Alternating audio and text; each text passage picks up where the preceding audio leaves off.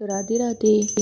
23 जून से आषाढ़ मास शुरू हो चुका है और ये 21 जुलाई को ख़त्म होगा।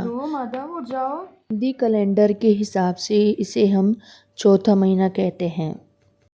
आषाढ़ मास वो मास होता है जिसमें चंद्रमास यानी कि जिसकी पूर्णिमा को पूर्व आषाढ़ नक्षत्र हो, ज्येष्ठ महीने के बाद और श्रावण महीने से पहले।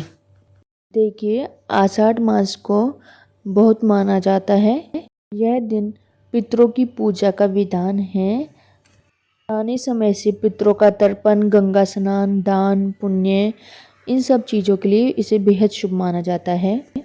धार्मिक अनुष्ठान के लिए यह तिथि बहुत महत्वपूर्ण होती है, विशेष होती है, लेकिन धार्मिक मान्यताओं के अनुसार इस दिन कोई भी आपको नया शुभ कार्य शुरू नहीं करना चाहिए। आषाढ़ मास में भगवान जगन्नाथ की रथ यात्रा भी निकाली जाती है।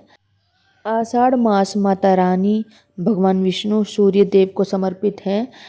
इनकी पूजा करने वालों को हर संकट, हर चिंताओं से मुक्ति मिलती है। आषाढ़ मास में देवशयनी एकादशी का विशेष महत्व बताया गया है। इस व्रत को करने से सभी की समस्त मनोकामनाएं पूरी होती हैं। यह एकादशी आषाढ़ मास के कृष्ण पक्ष की एकादशी, जिसे हम योगिनी एकादशी कहते हैं, उस एकादशी के बाद आती है और इसी एकादशी से चतुर्मास शुरू होता है।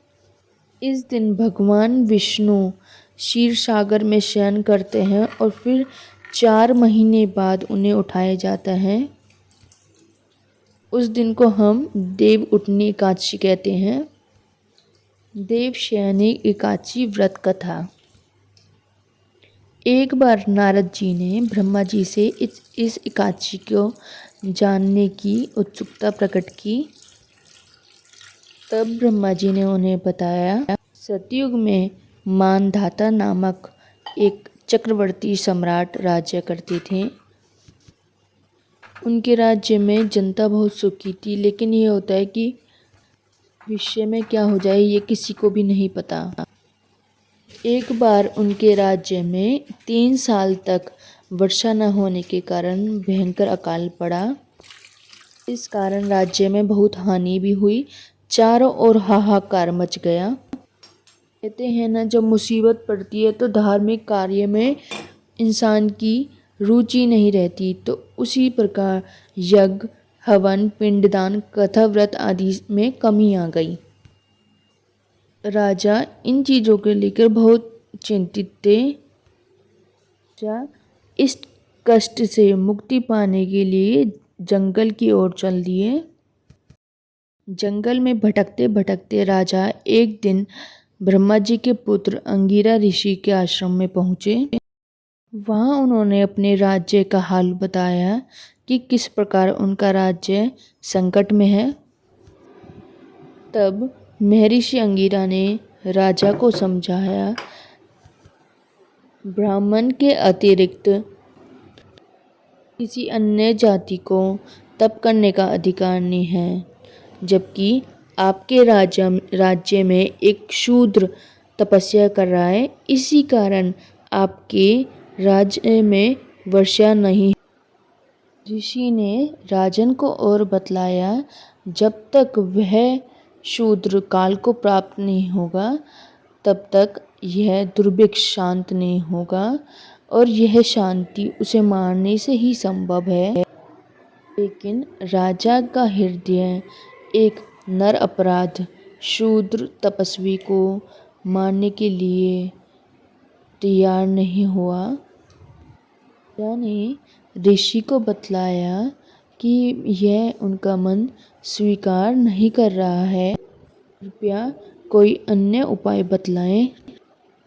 तब ऋषि अंगिरा ने बताया, आषाढ़ मास के शुक्ल पक्ष की एकादशी को व्रत करें। इस व्रत को करने से आपके राज्य में अकाल खत्म होगा। इस व्रत को करने के प्रभाव से राज्य में अवश्य ही वर्षा होगी।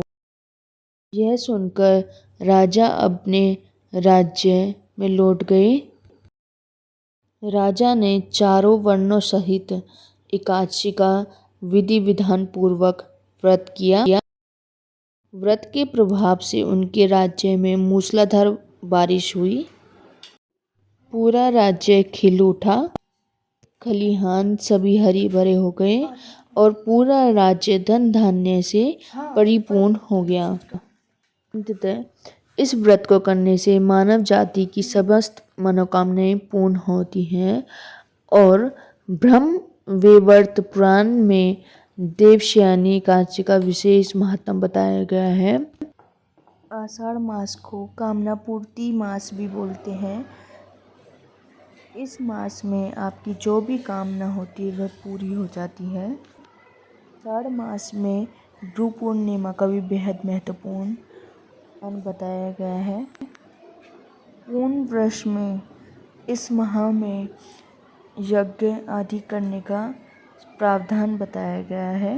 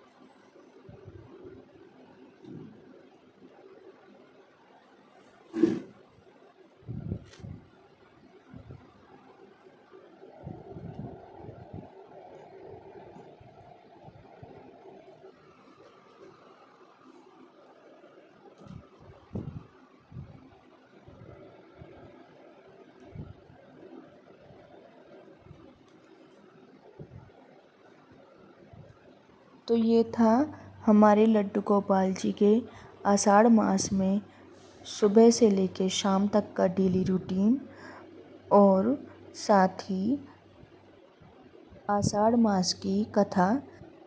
वीडियो पसंद आए तो प्लीज़ लाइक करना। राधे राधे।